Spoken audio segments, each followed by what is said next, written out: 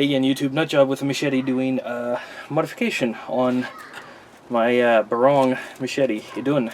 I decided to strip off all the black, and then I might pick up some gun blue, or I might just polish her up and let her have a nice finish.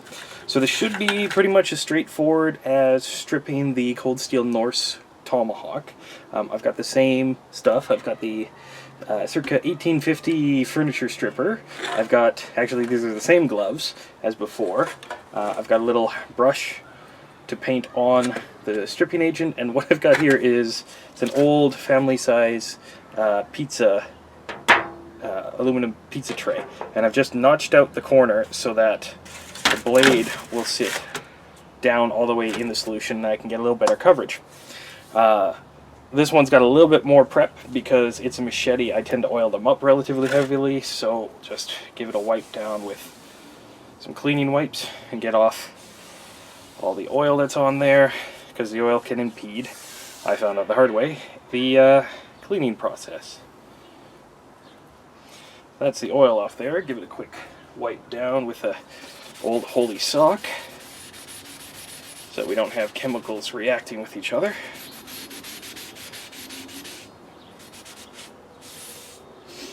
And now, what I'm going to do is, because this stripping agent is so strong and there's nothing in between the blade and the plastic, is I'm going to cover up the plastic with some painter's tape.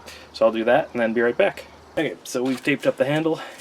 You should try to do your best, obviously, to cover up all the plastic bits, so I've kind of crossed it over a little bit and done a double wrap. But now we've got the safety part, if you guys remember. By the way, we've got kids playing around, so you might hear them in the background.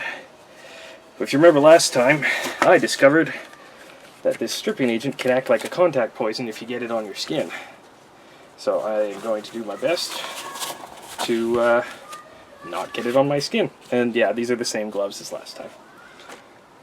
Now, this stuff works best when not cold and also not very hot, so I'm on the deck, out of the sun. You can tell it got a little warm because it's venting. Yeah, we should be able to apply this directly to the blade, flip it over, apply it to the other side, leave it out for a little bit, and then come back and scrape off all that stuff with some old socks. And then we'll see how it works. If it needs another coat, we'll do another coat. And if not, we might just get to polishing it right up. Just like with the Norse Hawk, this stuff works almost instantly. I'm getting the surface layer of the black already coming off. I'm not worried about covering the blade because, like I mentioned in the review, the blade had some black in the grinding, so we'll even get that going.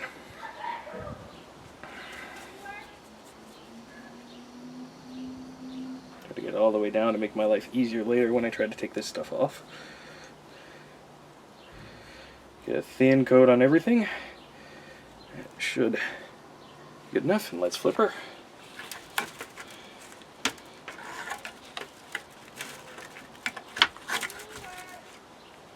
One of my neighbors has apparently lost their dog.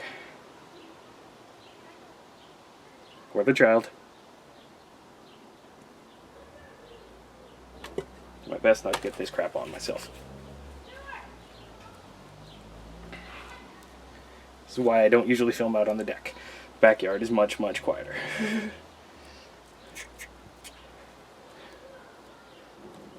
Okay, get some on the spine. This won't do to have black on the spine and nice coloring everywhere else.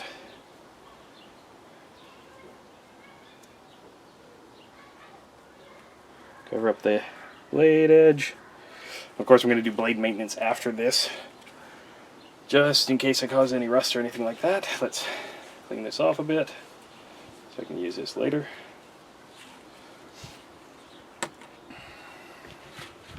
That sock off to one side. And cap on. There we go. Come back in a little bit, and hopefully this will be stripped enough that I can actually just scrape everything off. Okay guys, so this has been sitting for about an hour, and I think, let's take one of the socks, I think just about ready to clean off this one side and take a gander at the other side. So let's move that paintbrush a little bit.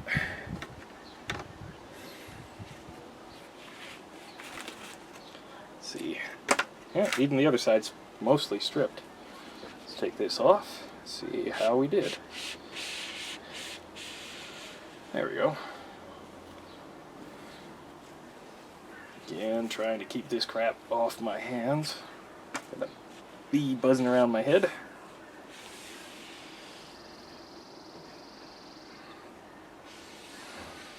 Apparently I smell like flowers or something.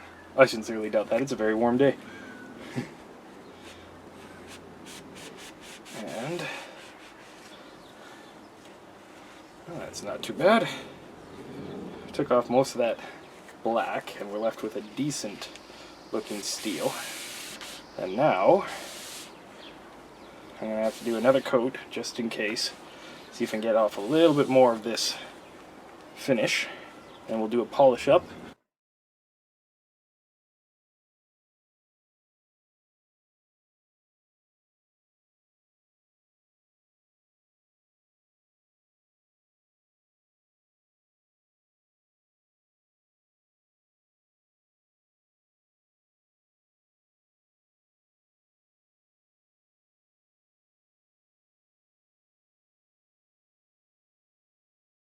Here we go, guys, the stripped, basically finished product.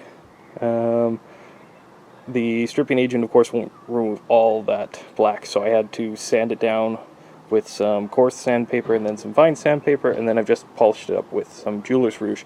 I actually like keeping the almost the antique patina to it. You can see it, especially towards the tip, and a little bit down towards the bottom. But yeah, thanks for watching the video, guys.